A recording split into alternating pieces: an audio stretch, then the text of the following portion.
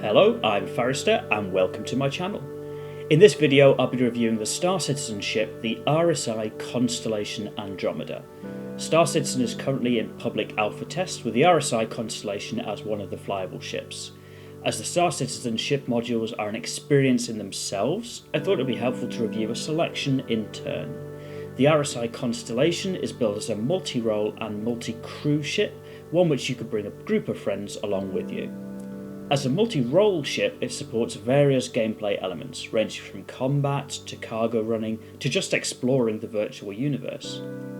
I've split this review into 5 sections, starting with a ship tour and deck flow, assessing combat performance, reviewing handling and visibility, looking at the operating and purchasing costs, and finally summarising. I've included timestamps in the video description to help navigate each part of the review. Part 1. Ship Tour and Deck Layout. Internally, the Constellation is set out into 4 sections, ranging from A through D, with section A at the front, B in the 4 midships, C at the rear midships, and D at the rear. Access to the Constellation is through one of 3 options. There is a crew elevator near the front section of the ship, a cargo bay towards the rear, or one of 3 airlocks scattered around the ship. Main access to the ship is via a crew elevator which is located at the front of the ship towards the centre. This takes you up into the section B, which is the habitation section. Within the section at the rear of the module there are 2 sets of bunk beds, so 4 total crew beds there that are usable. There are also little storage lockers, look like they could be used to store uniforms or similar in the future. In addition to the storage lockers, there is a cupboard which is used for ablutions. On the opposite side there is a set of seating benches that are available for the crew, and at the top there is an airlocked module leading to the top of the ship. At the front is access to section A, and at the back is access to section C. Moving ahead into section A of the Constellation, there is access to components, in this case avionics, as well as shield generator, access for the shield generator components, and there are 2 of those attached to the connie. At the front of the bridge or the cockpit is a centre mounted pilot seat, visible with HOTAS controls on each side. There is also a co-pilot seat located on either side of the cockpit, available for use for comms or power at the moment. Also in section A is the dual turret system. So there is an upper turret which leads to the top side of the ship, and there is a lower turret which leads to the bottom side of the ship. Both are accessed through the same central column.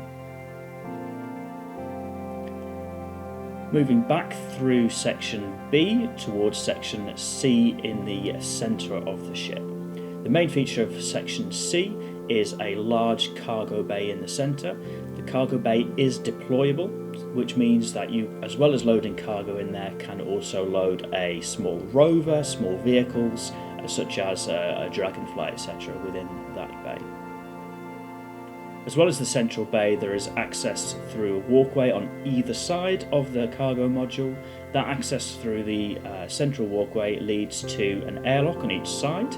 The airlock does lead through to the outside of the ship and works more favourably with the artificial gravity that the ship has, and it leads out just onto the engines. There's also visible the ship's missile stores within this part of the ship, so again you can see the complement of missiles. The rear of section C is the component access, in this case for the gravity generator, and that leads also through to section D at the rear of the ship.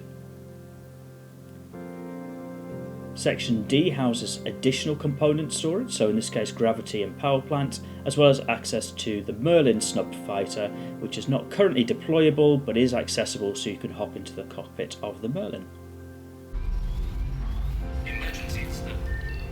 Part 2. Combat performance. At first glance, the Constellation does not look like a warship. That said, it actually does a reasonably good job in a combat role. The main armament consists of 4 gimbaled Rhino laser repeaters which deal a lot of damage. However, it's also possible to swap these out to fixed mounts and larger size 5 weapons. The turrets add a little more damage output when operating with a friend or two, dealing considerably lower damage than the main weapons, but giving a wider fire arc against fast moving targets.